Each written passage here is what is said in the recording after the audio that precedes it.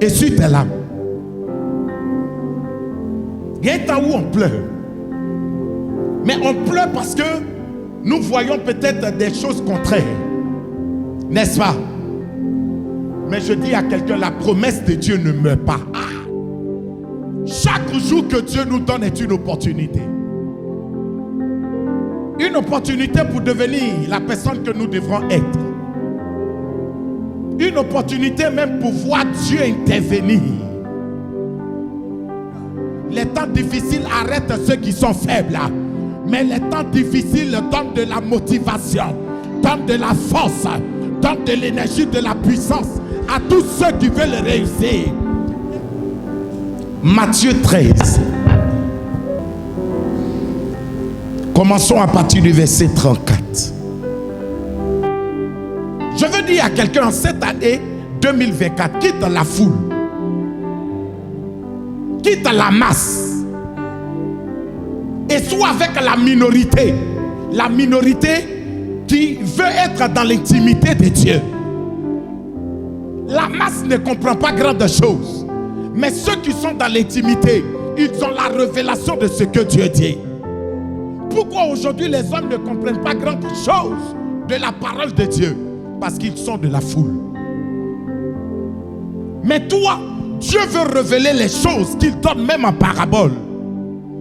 Il veut te montrer les choses secrètes.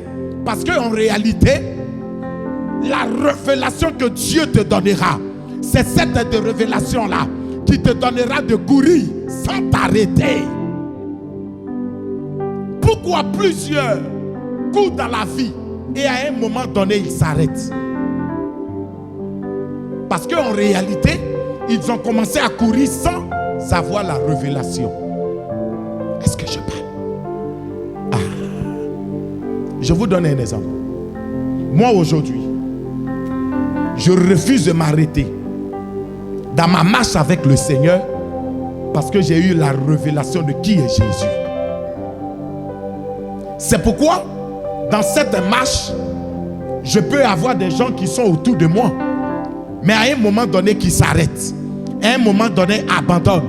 Mais pourquoi moi je n'abandonne pas? Parce que j'ai la force de continuer. Et d'où me vient cette force? De la révélation que j'ai de Christ. Lorsque vous faites quelque chose par révélation, je vais vous dire, vous n'avez pas besoin de la motivation des hommes. Lorsque vous travaillez par révélation, rien ne vous arrêtera.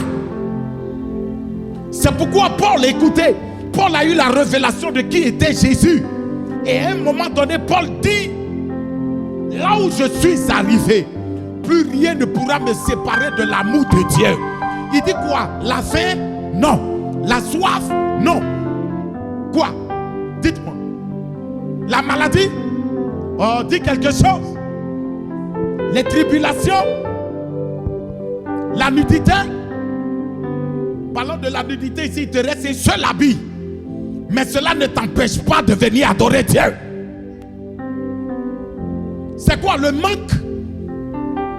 Là, le manque n'est pas un facteur de découragement. Mais pour quelqu'un qui a la révélation, le manque est un facteur d'encouragement.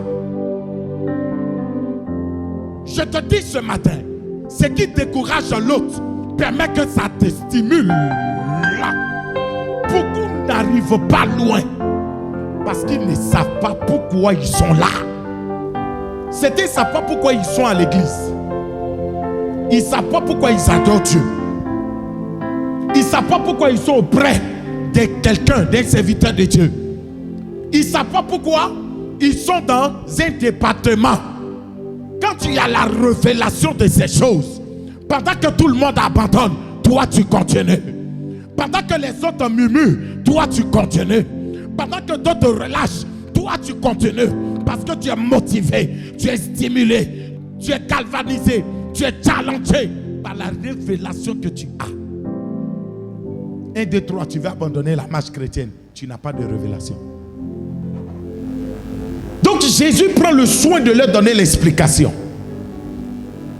C'est pourquoi la Bible dit que Vous connaîtrez la vérité. Donc, mais il faut attribuer ça. Je connaîtrai et la vérité m'affranchira.